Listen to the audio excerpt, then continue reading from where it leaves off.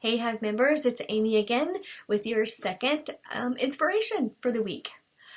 So this morning I gave a workshop to my colleagues over at the Portland Montessori School, and there were so many thoughts and things that we shared with each other that I was inspired to send you about because I'm inspired and I want to inspire you too.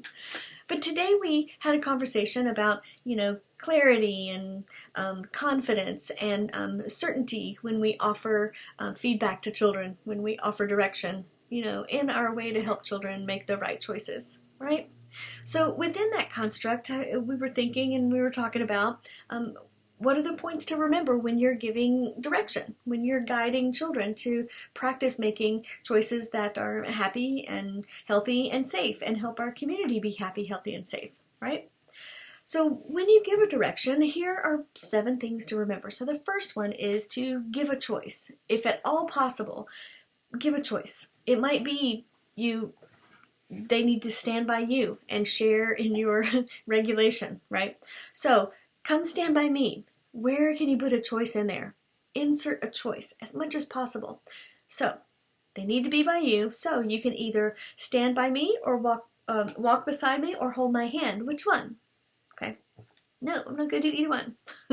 Oh, okay. Well, either you can decide or I'll decide for you. Which one? So in that, you're giving some choice and you're giving another choice when they choose not to make a choice, right? So whenever possible, and you can weave in some choices, make that possible for the child. Helps them with their dignity and practice making choices, right? It gives them a little more power in the situation. There are some things where there are not choices. If it comes to health and safety, it's not a choice to wear a mask or not wear a mask. The choice is you could wear the one with the elephants on it or the one with the puppies on it. Which one, right? So choices, number 1. Give choices as much as possible. Next, describe what needs to be done with clarity and certainty and confidence and with as few words as possible, right? Just the facts. Here's what's happening. Here's what needs to be done, right? Okay, next, give some lead time.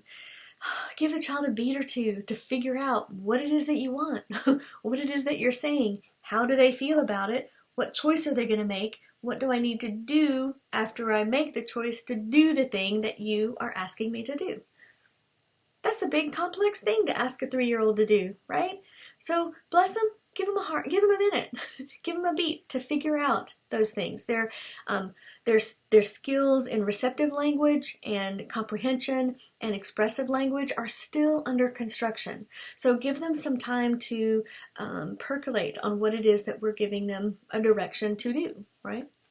Okay, next time is be reasonable in the type and the number of commands, demands, directions that you give. Right? It's hard to remember a list of 5 things to do, gosh, for us as adults. So imagine when you're 4 or 5, right? So keep those, that list of things to do reasonable and appropriate for the age of the child that you're working with, the age and the developmental space where they are. Let's see, the other one is body functions. Let's remember, we can't control body functions. We can't give a direction to go to the bathroom. We can't. How about go to sleep? Who has ever just told their child out of fear or frustration, would you just go to sleep? Okay, I did that. Poor Abby. She'll tell you. Yeah, in a moment of weakness. But remember, body functions you can't control those, right? Next is remember follow through. Right? So if you offer this is going to happen followed by this, as much as possible, followed by this, keep that going. Make sure you've got that follow through in motion, right? Now there are times when we may make a mistake and we may need to change our mind. If that happens, state it. Oh, I rethought that and, I was thinking about that and, it's okay if you have those crackers before dinner. All right. I made a mistake. I'm sorry. Thanks for understanding. All right?